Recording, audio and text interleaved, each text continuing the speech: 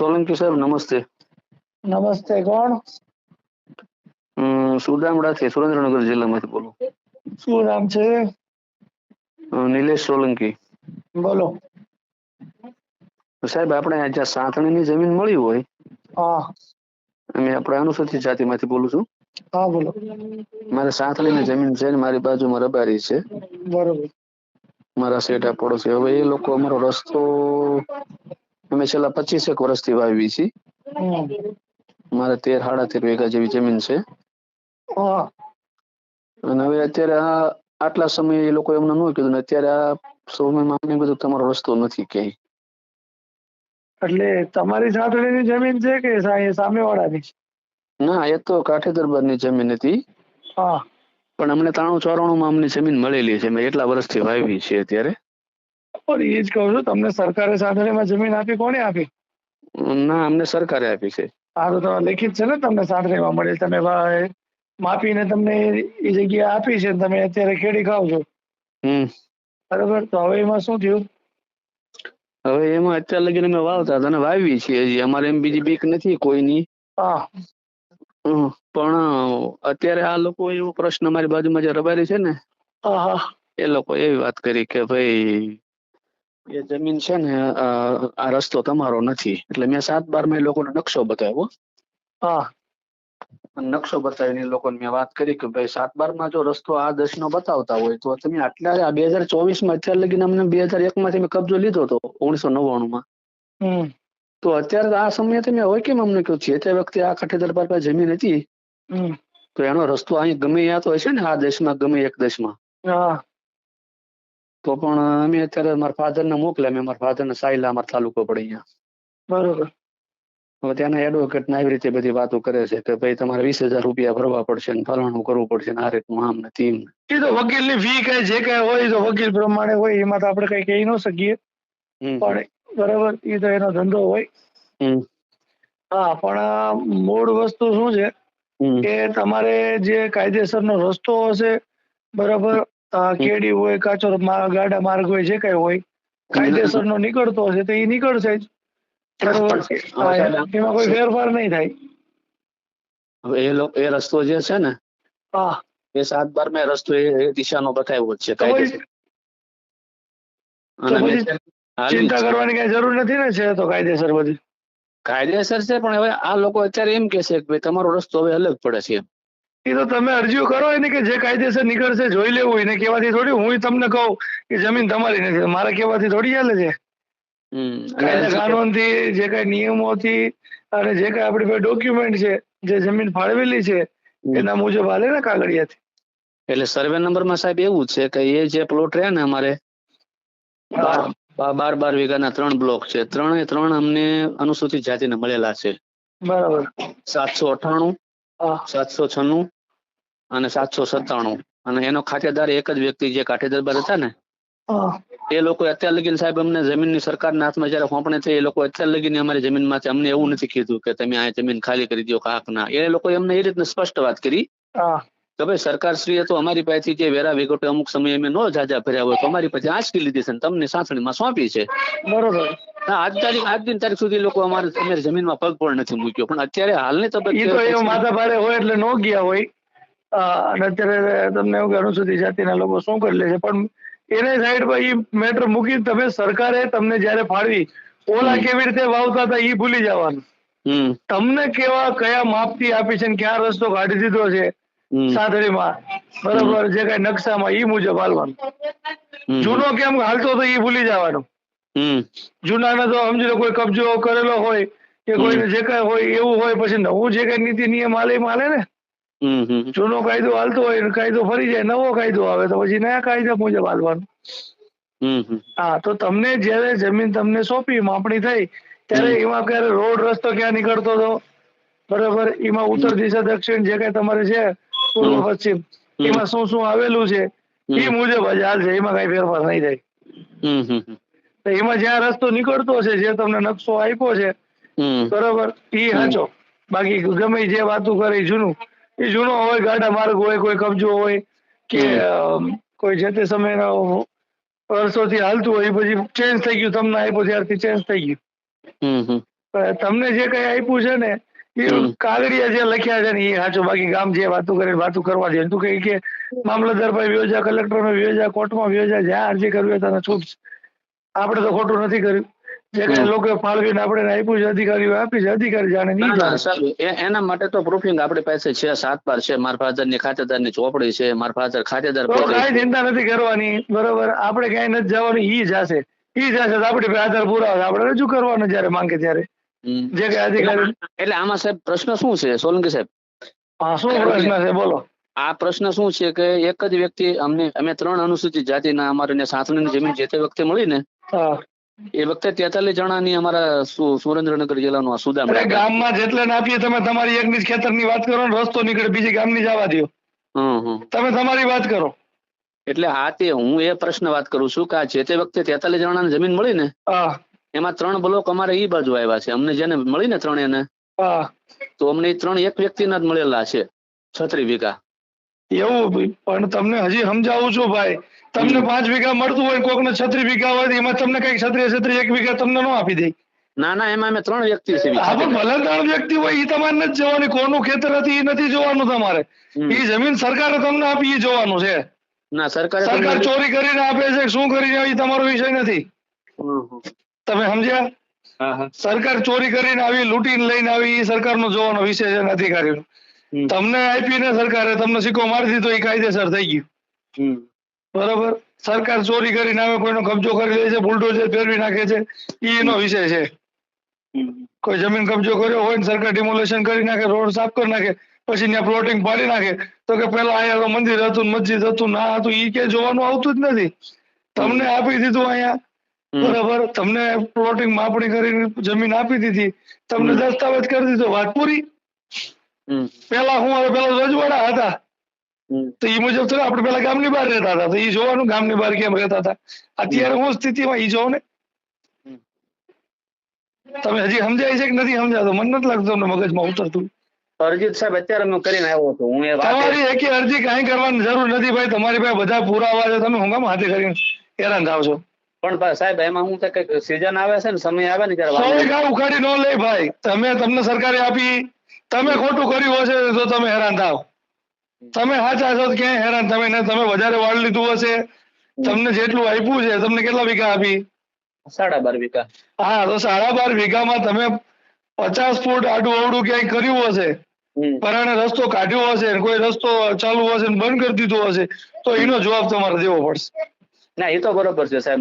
તમે ક્યાંય ખોટું કર્યું હશે, બરોબર, તમે કોઈનો રસ્તો દબાવ્યો હશે કે કોઈના ખેતરમાં રસ્તો કાઢ્યો હશે, તો એનો તમારે લેખિતમાં જવાબ દેવો પડશે. કોઈનો દબાવ્યું હશે તો ખાલી કરીને આપવું પડશે. આવું કઈ ન કર્યું હોય, જે સરકારે તમને લેખિતમાં સ્થળ પર આવીને માપણી કરી, બરોબર, તમે માપી દીધું હોય તમને, બરોબર, એમાં કઈ ફેરફાર નહીં થાય. ના, એમાં તો ફેરફાર નો જ થાય. તો પછી હું કામ ચિંતા કરો છો? પણ અત્યારે આ લોકો અત્યારે આ સિઝનમાં હાલવી છે ને સાહેબ, એ લોકો એમ વાત કરે છે કે તમારો રસ્તો અહીંયા નથી પડતો, એટલે મેં પડતું ભાઈ. મને હું કામ કે છે કે કોર્ટમાં ગયો છે ને ભાઈ, એમ કહેવાય ને, તું મામલતદાર પાસે હાલ મારે ભેગો હોય ને કે મને હું કામ કે છે? હું કઈ સાહેબ છું ને કે હું કઈ કબજો કર્યો છે મેં જમીન મારી પાસે કાયદેસર કાગળિયા? એટલે પછી મારા ફાધરે શું કીધું કે એ ન જાય ને તો તમારે એવું કરાય. સાંભળો, તમારે એવી અરજી લખાય, જો લખવી હોય તો તમારે કે ભાઈ અમને આ સરકારશ્રીએ જે તે સમયે અમને ફાળવેલી છે, માપણી કરેલી અને એના ડોક્યુમેન્ટ ધર્યા છે, પણ આ લોકો બરોબર ફલાણી જ્ઞાતિના લોકો અમને ખોટી રીતે હેરાન કરે છે, માનસિક ટોર્ચર કરે છે, તો આની ઉપર યોગ્ય કાર્યવાહી કરવા વિનંતી. અને એક પોલીસ સ્ટેશનમાં અરજી આપી છે, ભાઈ તમે સાચું છે બધી, એક પોલીસ સ્ટેશનમાં અરજી આપી છે કે અમે અનુસૂચિત જાતિને હોવાથી અમને આવી રીતે હેરાન કરે છે, એટલે પોલીસને બોલાવીને કે છે ભાઈ હું કેમ હેરાન કરો, એટલે ખોટા હશે તો સાના માના બેસી જશે, સાચા હશે તો આગળ કઈક કાર્યવાહી કરશે. ના, એ વાત સાચી છે બરોબર. બાકી મારા હિસાબે તો કઈ કરવાની જરૂર નથી. હું સાચો છું, મારી પાસે 4 વ્હીલ છે, 4 વ્હીલ ના મારી પાસે કાગળિયા છે, પીયુસી છે. મને કોઈ પોલીસ વાળો કે કોઈ પણ ત્રાહિત વ્યક્તિ એમ કે આ ગાડી તો ચોરાઈ છે, તો હું કેમ, મારી પાસે તો કાયદેસર છે ને. ઈ કોણ છે મને કેવા વાળો? બરાબર, એમ ગમે કે મને માન લેવાનું? ના, હું તો પુરાવા લઈને રખડું છું. આ એવી વાત છે. તો સાહેબ આજે અરજી દઈને આવ્યા છે, અરજીની રાહ જોઈએ, કેટલા દિવસમાં જવાબ મળે છે એનો? ઈ જવાબ તો ચૂંટણી છે મળશે, નોય મળે, ચૂંટણી પછી મળે. અરજી નું કઈ ઠેકાણા ન હોય. મહિને મળે, 15 દી મળે, તો નોય મળે એટલે જવાબ એ ન આપે તમને. કે નક્કી થોડી ફોલોઅપ લેવો પડે, આ તો સરકારી તંત્ર છે બધી.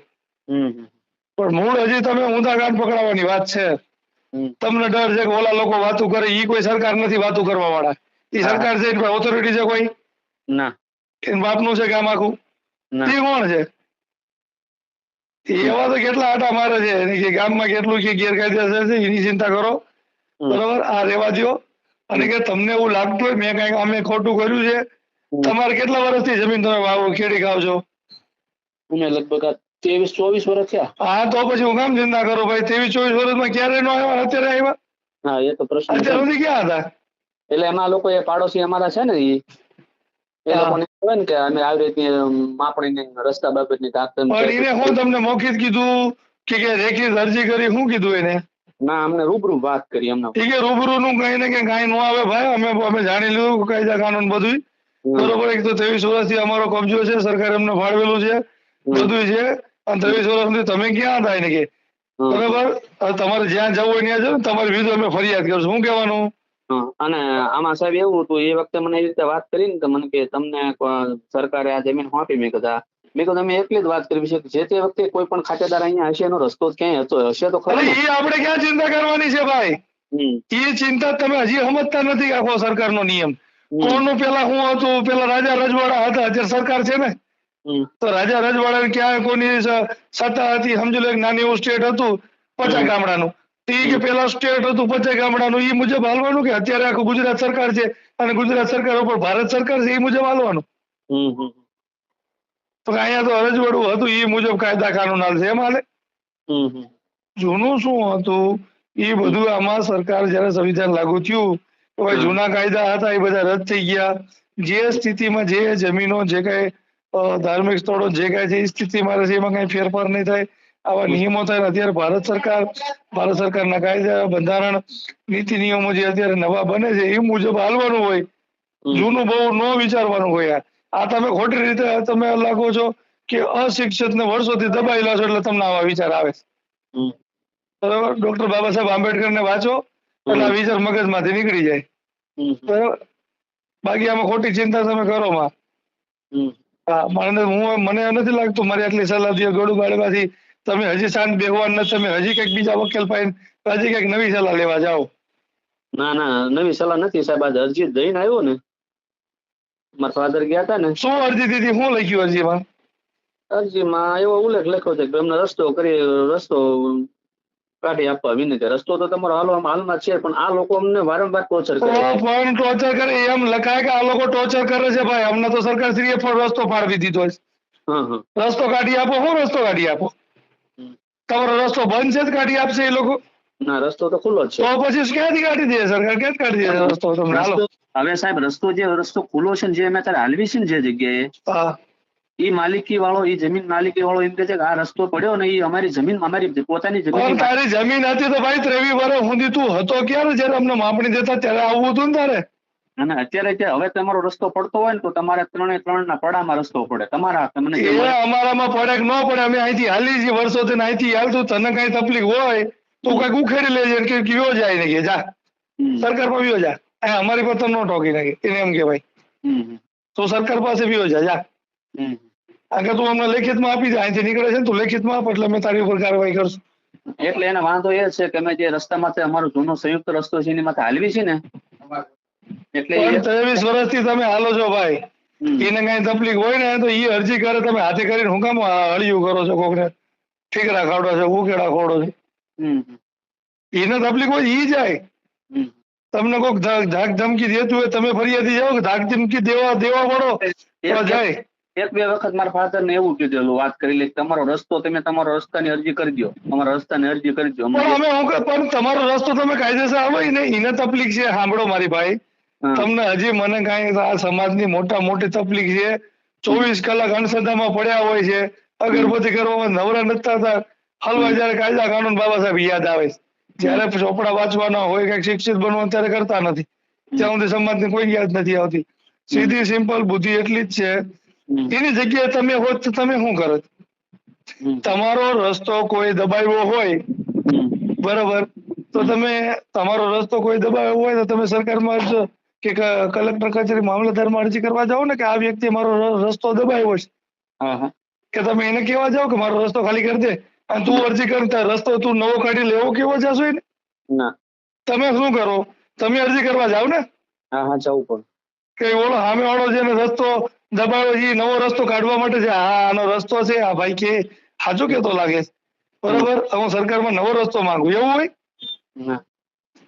જેને તકલીફ હોય એ જાય સરકારમાં, તમને તકલીફ છે? ના. સરકાર શ્રીએ તમને આપ્યો છે રસ્તો, તો પછી જેને તકલીફ છે એને જવા દે, તમે કેમ ચિંતા કરો? એનો વિષય છે, એનો જનતાનો વિષય છે. એમાં સોલંકી સાહેબ શું છે કે જે 7/12 માં જે રસ્તો બતાવે છે ને, હા, એ સામે વાળી વ્યક્તિ એ માન્ય નથી ગણતી. એ તો માન્ય એનો એલા ભાઈ એ માની એની હિસાબે હાલવાનું છે. ઈ સરકાર છે, ઈ ગામનો માલિક છે, કોણ છે ઈ? એટલે એ લોકો એમ કે છે કે તમે જે રસ્તામાં અત્યારે હાલના તબક્કે હાલો છો ને, એને ભાઈ તો ભાઈ તમે બધા આમાં તમને હજી મારે એક ને એક વધારે એ નથી માનતો, હું તો કહું રસ્તો ખાલી કરીને આપી દો. ઈ કે એમ કરો ને ખેતરે દઈ દો એને પાછું. તું કે તારા ખેતર તને મુબારક, તું અમારી સરકાર છે. એ સરકાર નથી, એક સામાન્ય વ્યક્તિ છે ને તમે એની ક્યાં માનો છો યાર? હું એમ કહી દઉં એ ખેતર તમારું નથી, મને દઈ દો, હાલો હાલો આપી દેવો મને. હું નથી માનતો એ ખેતર તમારું જ નથી, એ મારું છે, આપી દેશો મને. કાગળિયા છે, તમને ગાંડા છે, બધા અધિકારીઓ લખીને આપી દીધું તમને, ખબર નથી પડતી. એટલી ડિગ્રીઓ ભણીને આવ્યા, બરોબર, એને માપણી કરીને બધું આપી, એને ઓલાને ધોવાની ખબર પડતી નથી પાડોશીને. એ એમ કે આ રસ્તો તમારો નથી, 23 વર્ષે જાગ્યો, તો એ માની લેવાનું? તો તમે માનો છો ને પાછું ના પાડો છો? પણ હવે સાહેબ આમાં મારે ખુલાસો એ વાતનો જ કરવાનો છે. મારી પાસે હું ખુલાસો કરવાનો? તમારે એને ખુલાસો ઈ કરશે, એને તકલીફ છે, બરોબર, ઈ ચિંતા કરશે, તમે હું કામ ચિંતા કરો ભાઈ? આમાં તો એવું લાગે તમે દબાવ્યો હોય રસ્તો, એવું લાગે છે એનો. ના ના સાહેબ, એ વસ્તુના આટલા સમયથી અમને વારંવાર દર વર્ષે ટોર્ચર કરે છે. ટોર્ચર કરેલો ફરિયાદ આપી દો, એટ્રોસિટી એક ફરિયાદ આપી દો. આ લોકો અમને માનસિક ટોર્ચર કરે છે ભાઈ. અમારે કાયદેસરની જમીન સરકારશ્રીએ ફાળવી છે, એટલે પોલીસ બોલાવીને એના વિરુદ્ધ ફરિયાદ દાખલ કરશે, કાયદેસરની કાર્યવાહી કરશે, એટલે માનસિક ટોર્ચર કરતો બંધ થઈ જાય. આ પોલીસ મેટર છે, બરોબર, રેવન્યુ મેટર છે જ ને અત્યારે. તમને માનસિક ટોર્ચર કરે છે જમીન બાબતે, એટલે પોલીસ સ્ટેશનમાં તમારે ફરિયાદ આપવાની છે. તમે સવારે જઈને અરજી આપી દો, આ લોકો મને આટલા વર્ષોથી આવી માનસિક ટોર્ચર કરે છે, અમારે તો કાયદેસરની જમીન અને જમીનના કાગળિયા જોડી દો ભેગા અરજીમાં. એટલે પોલીસ એને બોલાવીને ઠપકો દે છે, કાયદી પર કાયદેસરની કાર્યવાહી કરે, 151 માં 24 કલાકની લોકઅપમાં રાખશે. ફરિયાદ ગુનો બનતો હશે તો ફરિયાદ દાખલ કરશે, એટલે તમને ટોર્ચર કરતો બંધ થઈ જશે. બીજું આમાં કઈ છે નહીં. તમારે માનસિક ટોર્ચર ની ફરિયાદ કરવાની છે, તમારે રસ્તો કાઢવાની કે રસ્તો માંગવાની ફરિયાદ તમારી છે ને, ઈનો વિષય છે. એને એવું લાગતું હોય, બરોબર, ઈ વ્યક્તિને એવું લાગતું હોય કે ભાઈ મારી જમીનમાં આ લોકોએ ગેરકાયદેસર રસ્તો કાઢ્યો છે, કે સરકારશ્રીએ ગેરકાયદેસર રસ્તો કાઢી દીધો છે, તો એને સરકારમાં જવાનું છે, એને ફરિયાદી થવાનું છે, તમારે નથી થવાનું. એને કહી દેવાનું ભાઈ ચોખ્ખા શબ્દમાં. તમને મને તો એવું લાગે તમને એની બીક લાગે, કોઈ માથાભારે સમાજનો છે. અમને કોઈ બીક નહીં, એ લોકો અમારીથી બી છે. હા તો એને તમે ચોખ્ખા શબ્દમાં કહી દો કે ભાઈ તને કઈ તકલીફ હોય તું કોર્ટમાં જા, જ્યાં જા, અમારે હળિયું કરવા એ ન હોય ભાઈ. આવા તો શૂટિંગ ઉતારો વિડીયો, અમે પોલીસ ફરિયાદ કરશું તારી ભાઈ, પ્રેમથી એકવાર કહી દે, બાકી તો ખોટી હળી કરતો નહીં ભાઈ. ચોખ્ખા શબ્દમાં કહી દેવાનું, આપણે ખોટા નથી ભાઈ, આપણે કોઈને કામ દબાવવાનું, કોઈના બે શબ્દ સાંભળવાના. સમજાણું? ન સમજાવ તો હેરાન થાવ, બરાબર, સમજાય તો મેં કીધું એમ એને પ્રેમથી એકવાર સમજાવી દો, પોલીસ અરજી આપી દો, બરોબર, જાજો સમજાવવાનો નહીં, બરોબર, કાયદાનો ઉપયોગ કરવાનો, પોલીસ સ્ટેશનમાં અરજી આપી દેવાની, પોલીસ એને સમજાવી દેશે તમારા વતી. સમજાણું? ઓકે, હાલો, જય ભીમ.